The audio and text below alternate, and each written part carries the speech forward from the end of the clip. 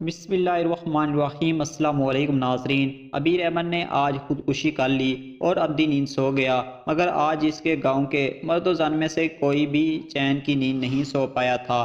ہر کسی کی زبان پر ایک سوال تھا کہ اتنا متقی اور پرہیزگار شخص کیسے حرام کی موت چن سکتا ہے۔ اس کی کینسر کی مریض بیٹی نے اس کے سوئم کل والے دن خواتین کی محفل میں اس سوال کا جواب دے دیا تھا۔ اس کی بیٹی کا نام عطیہ عبیر تھا۔ وہ کینسر کی مریض تھی۔ کینسر چوتھی اسٹیج پر تھا۔ ڈاکٹرز نے لا علاج قرار دے کر ہسپتال میں رکھنے سے منع کر دیا تھا اور گھر میں وہ موت کی منتظر تھی، مگر اس سے پہلے اسرائیل نے اس کے والد صاحب کی روح قبض کر کے لے گیا تھا۔ عطیہ عبیر نے والد صاحب کی خودکشی کی متعلق بات کرتے ہوئے بتایا کہ وہ اپنے بہن بھائیوں میں سب سے بڑے تھے۔ ان سے چھوٹے ایک بھائی اور دو بہنیں تھیں۔ ان کے والد صاحب یعنی میرے دادا بیمار ہو کر بستر سے جا لگے تھے اور پھر کبھی نہ اٹھ سکے، تو میری دادی نے بچوں کی پرورش کے لیے کام کاج کرنا شروع کر دیا، مگر میرے والد صاحب کی غیرت نے گوارا نہ کیا کہ ان کی ماں کما کر لائے اور وہ کھائیں، لہٰذا انہوں نے تعلیم کو خیر آباد کہا اور محنت مزدوری شروع کر دی۔ مجھے یاد ہے میرے والد صاحب نے 16 گھنٹے کام کیا ہے۔ وہ دن کو اپنا زمیندارہ کرتے اور شام کو قریبی میل میں چلے جاتے اور 8 گھنٹے وہاں مزدوری کرتے۔ یوں ان کی ڈبل آمدنی سے گھر میں اخراجات اور بہن بھائیوں کی تعلیم کے بعد بھی بچت ہو جاتی تھی۔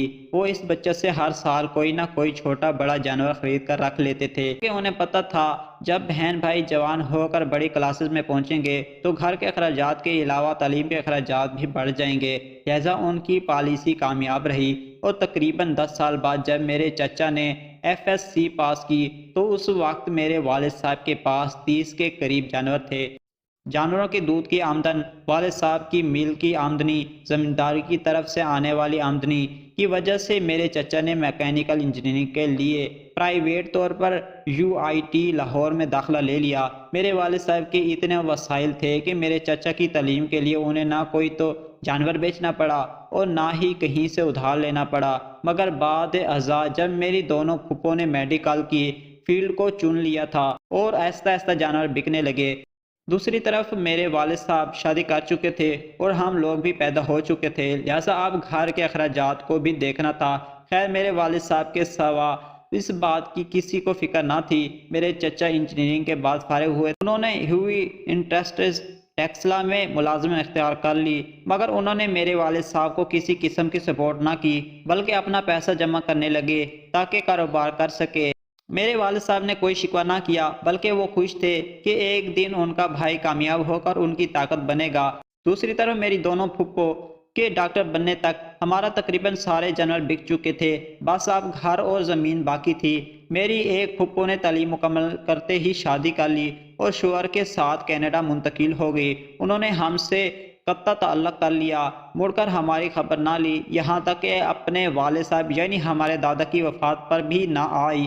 دادا کی وفات کے بعد دوسری پھپھو نے بھی لندن جا کر تعلیم حاصل کرنے کی ضد کر لی، تو میرے والد صاحب نے زمین سے اپنا اور چھوٹی اسی پھپھو کا حصہ بیچ کر انہیں بھی لندن بھیج دیا اور خود خالی ہاتھ رہ گئے۔ اب صرف میل والی ملازمت اور باقی دوسرے بھائی اور بہن کی زمین تھی جس پر کاشتکاری کر کے انہوں نے ہمیں کھانا پلانا شروع کر دیا، مگر ہم دونوں بہنوں کی تعلیم چھڑوا دی۔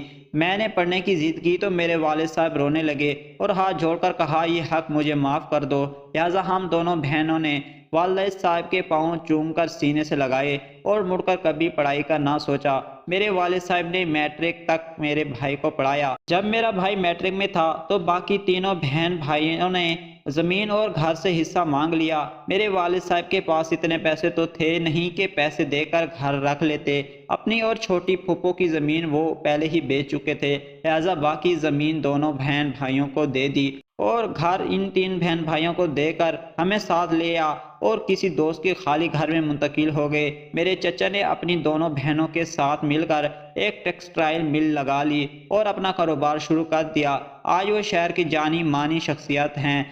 خیر وقت گزرتا ہے اور میں دماغ کے کینسر کی مریض بن جاتی ہوں۔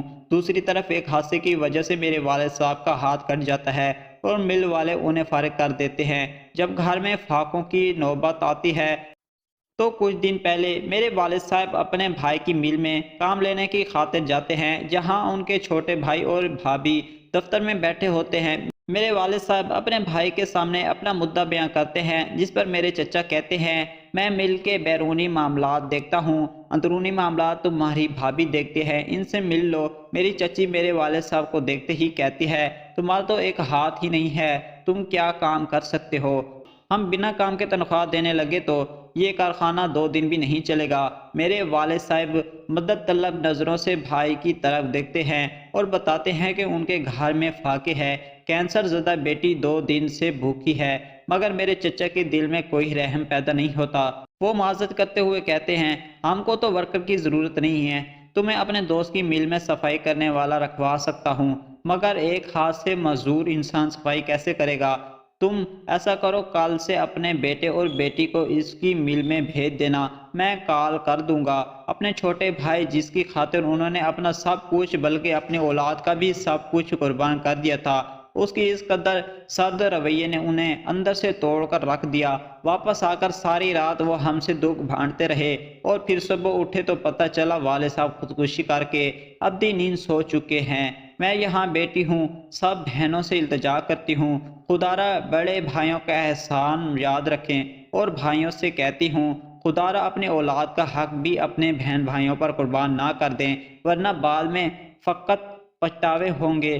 آپ کی لاش گھر میں پڑی ہوگی اور آپ کی کینسر زدی بیٹی رسی کی مدد سے سر کو باندھے ہوئے لوگوں کے گھروں میں جا کر پیسے مانگ رہی ہوگی تاکہ آپ کے لیے کفن خرید سکے۔ اس کے ساتھ ہی عطیہ عبیر منہ کے بل زمین پر گری اور مر گئی۔ اب کی بار عطیہ کی بہن بھائی عطیہ کے کفن کے لیے پیسے مانگ رہے تھے۔